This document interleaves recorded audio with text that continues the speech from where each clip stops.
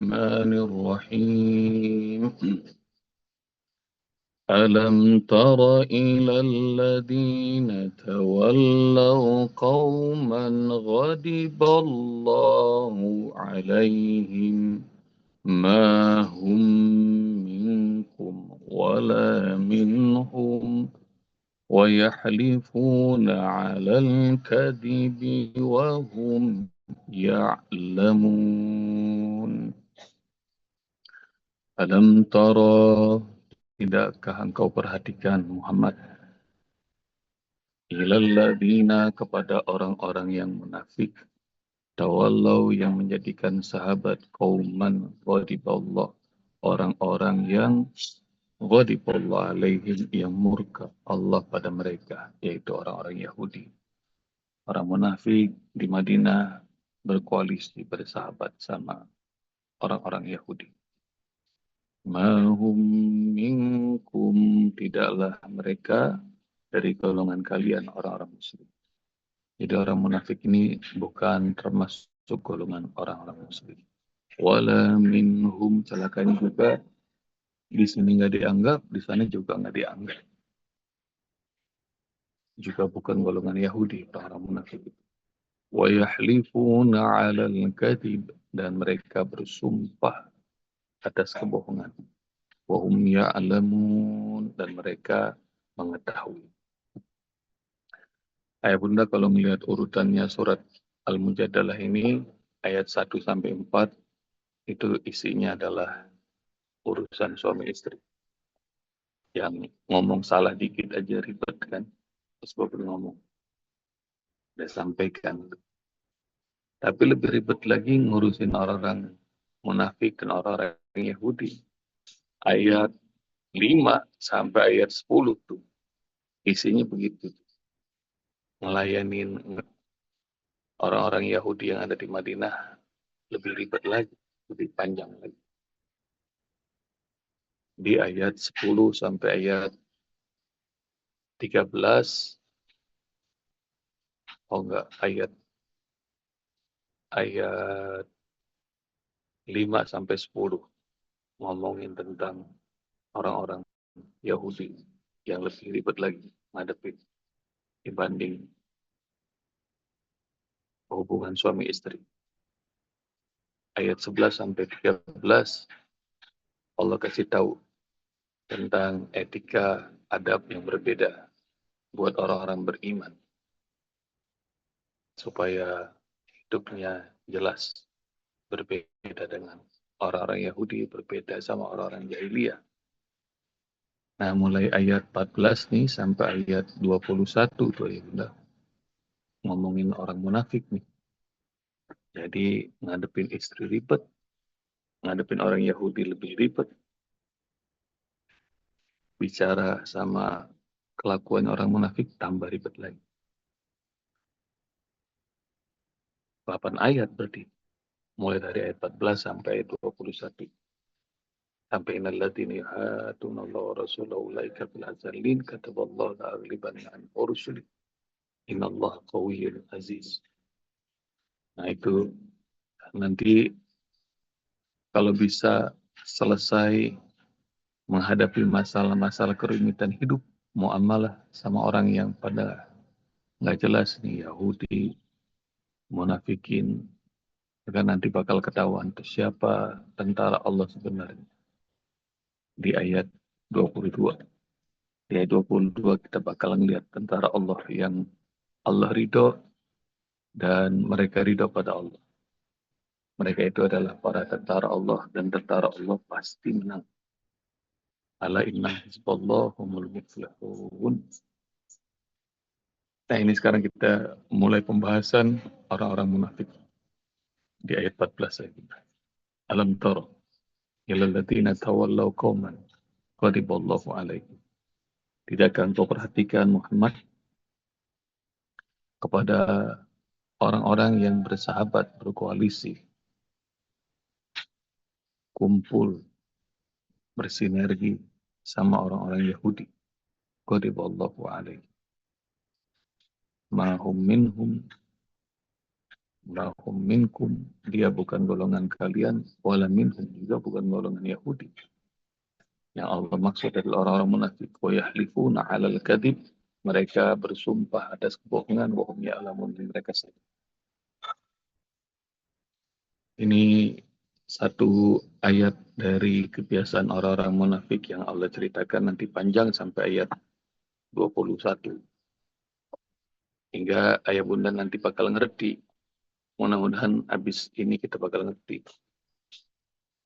Orang-orang di sekeliling kita nih sahabatnya itu benar apa enggak. Karena banyak yang bersahabat nggak ngerti. Al-mar'u ala dini khalili. Seseorang itu tergantung agama kecenderungan temannya. Kalau dia berteman sama tukang parfum, maka pulang dari tokonya aja kebagian wangi. Kalau berteman sama pandai besi, maka pulang-pulang bajunya bolong karena api. Dekat sama tukang rokok aja kita bau asap, baju bisa bolong. Cari hadisnya tuh. Itu hadis tuh ya bunda. Baru saya sebab omongin. Orang tergantung dengan ala dini khalil, agama temennya, kebiasaan temen. Karena banyak orang bergaul nggak ngerti siapa temennya. Jadi karena tetangga kagak enakan.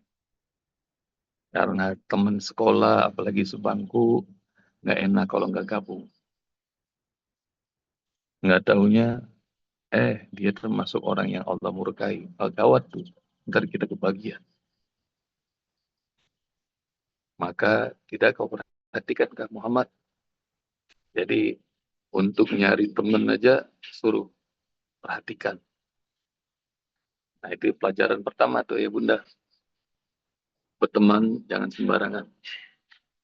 Mendingan kita jadi anjing tapi berteman sama Ashabul Kahfi. Betul nggak? Masuk surga.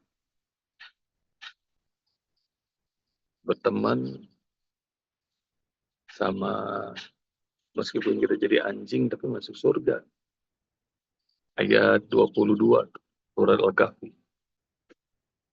Masih pada hafal nggak? Saya kuluna thalathatun rabi'uhum kalbuhum wa yakuluna khamsatun sadisuhum kalbuhum rajman bil ghaib wa yakuluna sab'atu wa thaminuhum kalbuhum qur rabbi a'lamu bi iddatihim ma ya'lamuhum illa qalil. Orang-orang setelah itu berpendapat jumlahnya Ashabul Kahfi 3, 4 dengan anjing. Ada yang berpendapat jumlah mereka 5, 6 dengan anjingnya. Padahal mereka cuma tebak-tebakan hal yang goib. Dan Allah bilang jumlah mereka 7, 8 dengan anjing. Sampai sekarang satu kelas online ini insya Allah nggak ada yang tahu siapa nama pemuda itu kan. Dari para pemuda yang Allah banggakan itu namanya nggak penting. Tapi perhatikan di ayat itu Allah sebut anjingnya, anjingnya, anjingnya 3 kali. Jadi malah anjingnya disebut 3 kali sama Allah Subhanahu wa taala. Jadi mendingan kita jadi anjing tapi bertemannya sama Ashabul Kahfi.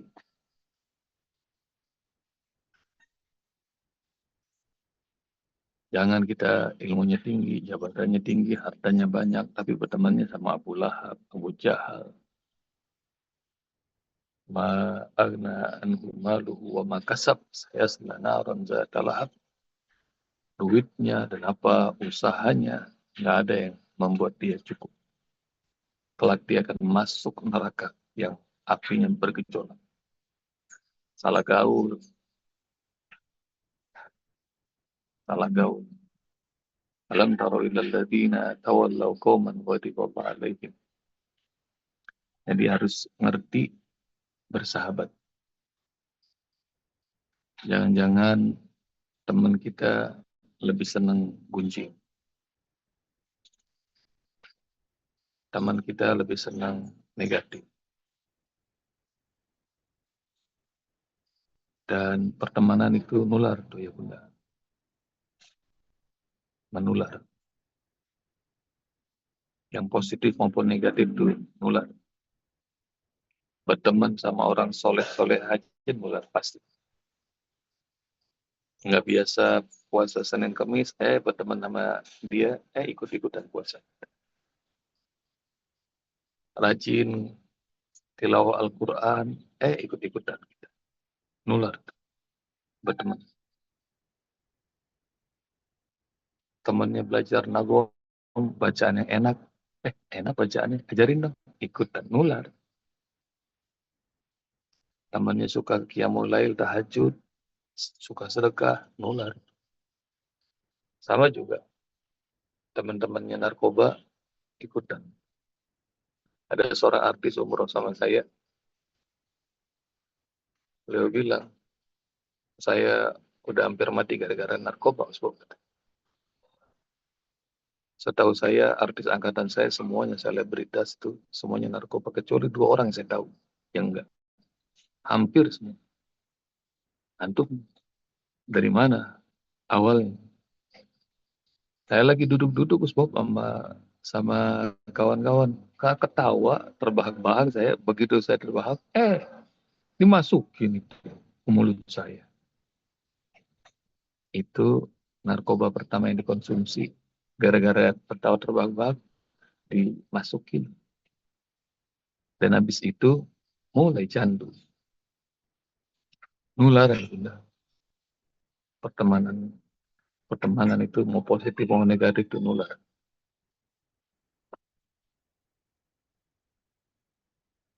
Belum lagi LGBT. Saya pernah bikin pengantar buku seorang LGBT yang bertobat. Dan orangnya ngasih tahu saya, nggak pakai lama, 2 pekan aja berteman sama LGBT, ngikut. Nggak pakai lama, 2 pekan pasti ikut. Apalagi kalau mereka sudah bikin rencana terstruktur untuk menyebarkan, jadi target.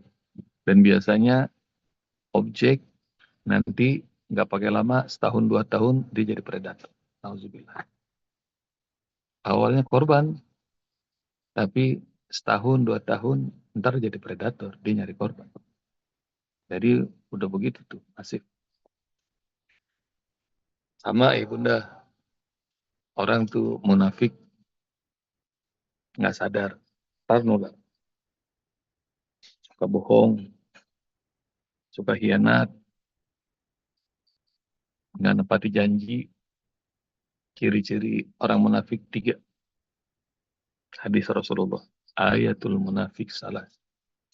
Ciri-ciri orang munafik itu 3 kata Rasulullah. Kita ada sakazaba, kalau ngomong bohong. Kalau nggak pakai bohong kayaknya kagak enak. Maka ayah bunda berlatih jangan suka bohong karena apa? Muslim jujur. Yang suka bohong munafik. Dan malu tuh bunda kalau udah sampai tua, apalagi jadi pejabat, bohong ketahuan sama senegara masih bohong juga.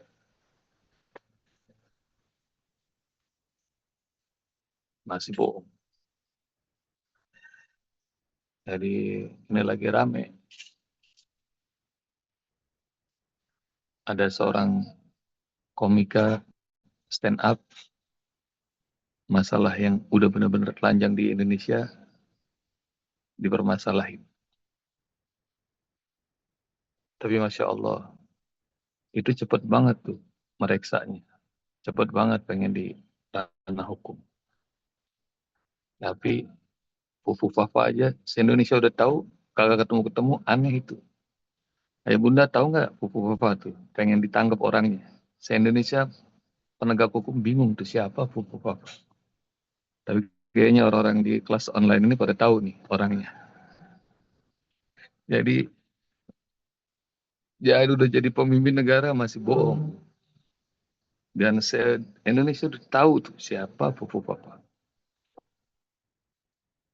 Jadi ayah bunda, nah jangan bagi kita berlatih sekuat mungkin untuk jadi manusia yang jujur. Karena suka bohong tuh ciri-ciri orang munafik. Yang kedua, ciri orang munafik kalau dia janji ingkar. Kalau janji ingkar.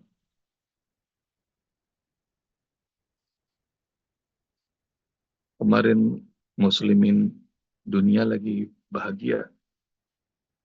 Kota kiblatnya kapitalis di dunia ini sekarang wali kotanya muslim, New York. Dan waktu lagi rally, dia lagi kampanye, janjinya akan membela hak-hak Palestina. Baru kemarin bikin statement bahwa orang-orang yang pro Hamas itu teroris. Bengong tuh muslimin. Masya Allah.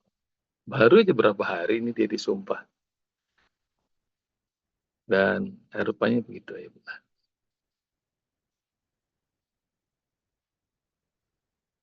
Janji bohong. Dan ketiga, ciri orang munafik. Kalau dikasih amanah, hianat.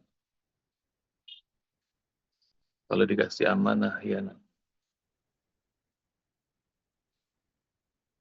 Dan pelajari, ini yang namanya value. Ini yang namanya karakter, ya Bunda. Allah dan Rasulnya sampai nyetak Muslim itu harus beda sama Yahudi. Muslim itu harus beda sama Nasrani. Sekarang Allah bilang harus beda sama orang munafik. Yang orang munafik itu masih mengklaim dia itu jadi orang Islam. Enggak boleh. Kalau mereka berdusta, orang Muslim itu harus jujur. Kalau mereka nggak nepati janji, Muslim itu harus tetapi janji. Nggak boleh berlindung dengan kalimat insya Allah. Jadi harus yakin, firm.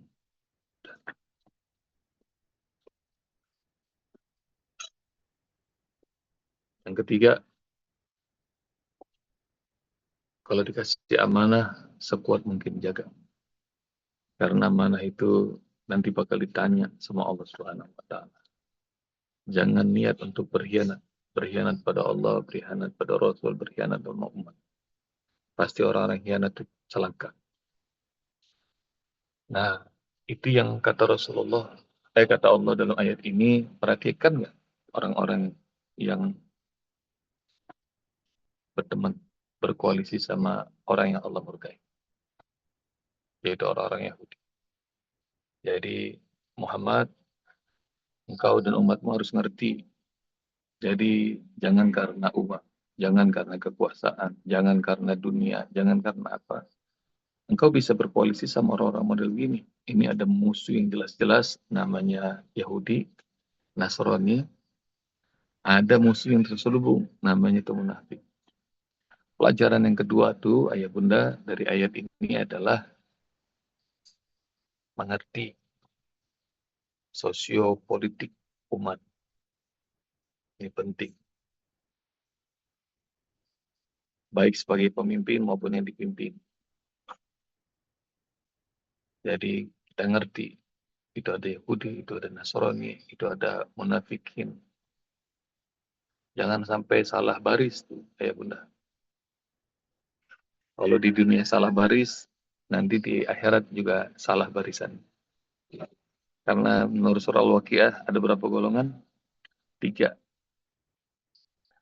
Jadi washabul maimanati ma ashabul maimanah, washabul mas'amati ma ashabul mas'amah, wasabiqun as-sabiqun ulaikal muqarrab.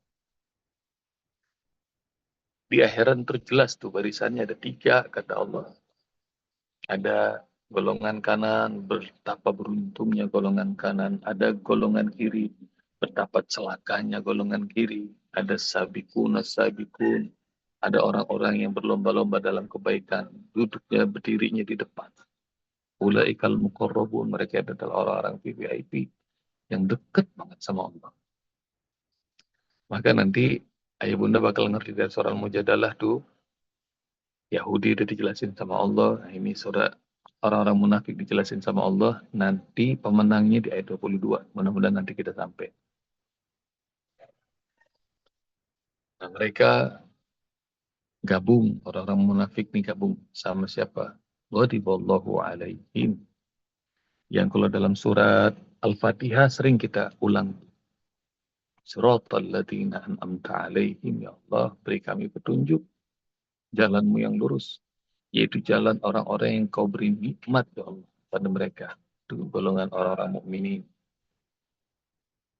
Ghairil maghdubi alaihim. Bukan jalan orang-orang yang kau murkai, ya Allah, yaitu orang-orang Yahudi. Jadi, qauman ghadiballahu alaihim. Mahum minkum wala minhum. Mahum minkum wala minhum. Orang-orang munafik ini bukan dari golongan kalian, wahai Rasul.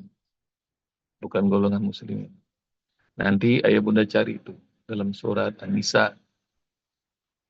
Innal munafiqina yukhadi'una Allah wa huwa khadi'uhum. Wa idza qamu ila salati qamu kusala. Yura'una an-nas wa la yadhkuruna Allah illa qalila. Sungguh orang-orang munafik itu mereka bermaksud pengen menipu Allah padahal mereka yang tertipu oleh Allah. Wa idza qamu ila shalah, kalau mereka ngikut sholat sama kalian, qamu kusala, bangunnya itu males. Jadi sholat males, berangkat jihad males, segala-gala males. Yura'unan nas. Tapi kalau udah banyak orang kumpul, udah sok paling sibuk dah. Kayak dia panitia acara, pokoknya paling ribet. Pengen banget tampil nih orang-orang munafik. Nah, ciri-ciri dikasih tahu lagi tuh. Bunda Risma sudah tulis di kolom chat surah An-Nisa ayat sekian. Allah gambarin orang-orang munafik. Wala yadhkurunallaha illa qalila, dan mereka jarang mengingat Allah kecuali sedikit aja. Jadi orang munafik itu kosong, hampa, lebih sibuk appearance, penampilan daripada dalamnya. Muzabzabina baina salik. La ilaha ula wa la ilaha ula. Mereka kayak orang bingung. Kesono kagak, kesini kagak. Kata Allah. Maksudnya mau ngaku Yahudi kagak mau ngaku Islam juga kagak mau. Pokoknya asal dia jadi presiden, pokoknya ikut koalisi dah gitu, gitu. Jangan sampai kita oposisi. Kalau oposisi mentar kering. Sana nggak mau, sini nggak mau. Dan munafik itu bitarkil asfali minan nar. Itu di kerak yang paling bawah neraka. Auzubillah. Karena Pak Allah aja ditipu. Keren. Orang munafik.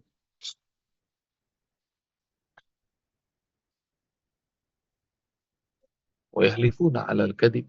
Wahum ya'lamun. Dan mereka bersumpah atas kebohongan. Dan mereka sadar. Jadi sumpah atas nama Allah, sumpah dengan kitab Allah, berani. Dan ayah bunda tahu nggak, ada dalam Islam sesuatu yang halal boleh, tapi Allah nggak suka, namanya nazar. Bukan Nazarudin ya, nazar. Karena di Indonesia banyak namanya orang Nazarudin. Nazar itu apa? Janji sama Allah. Kalau dipenuhi, maka dia akan lakukan. Kayaknya bagus tuh, janji pada Allah.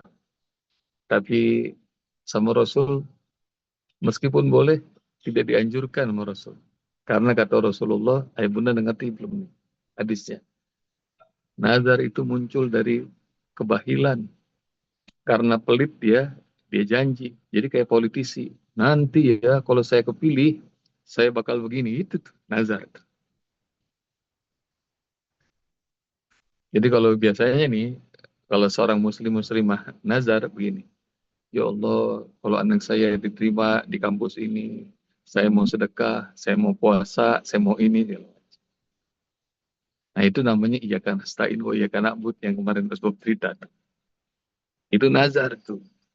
Nanti cari hadisnya dari Rasulullah. Nazar itu muncul karena kepelitan, kebahilan. Jadi bagi seorang muslim jangan sering-sering tuh nazar. Benerin tuh iyyaka na'budu wa iyyaka nasta'in. Jangan dibalik. Jangan iyyaka nasta'in wa iyyaka na'budu. Meskipun boleh nazar, tapi dia muncul dari kebahilan. Jadi ini nih Bob, kami ini nazar. Kalau kami dapat cucu, nanti kami bakal nyumbang kambing ke Cianjur. Itu nazar. Jadi nyumbang aja dulu, ntar cucunya Allah kasih. Itu namanya ya karena budu ya karena stain. Nah, ini nasihatnya Kiai dari Pasuruan pada Agim. Iya karena abudu wa iya karena stain. Iya karena abudu wa iya karena stain. Jangan kayak orang munafik wa yahlifuna 'alal kadhibi wa hum ya'lamun. Mereka banyak sumpah padahal mereka tahu mereka bakal bohong. Mereka sadar mereka bakal berbohong. Jadi itu pelajaran ya Bunda. Yang pertama harus pintar bersahabat. Yang kedua tahu barisan kita. Jangan sampai salah barisan. Cuma dibagi-bagi kaos aja, dipakai tuh kaos.